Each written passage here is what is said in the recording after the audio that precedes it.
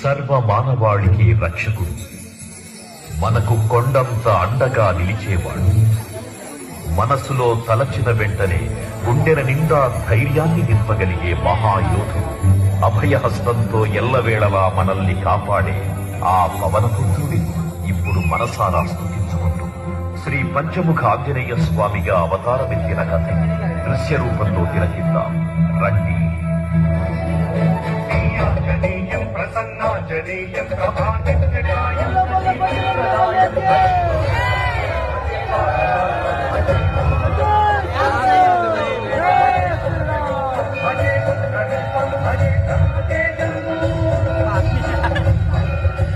అది రామాయణ మహాయుద్ధం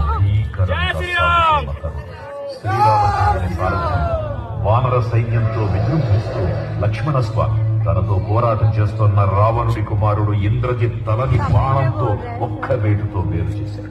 ఇంద్రజిత్ మరణ వార్త విన్న రావణుడు ఆవేశంతో ఊగిపోయాడు. ప్రతీకారం కోసం పాతాళ లోకాధిపతి తన సోదరుడు అయినటువంటి మహిరావణుడి సహకారం కోరాడు.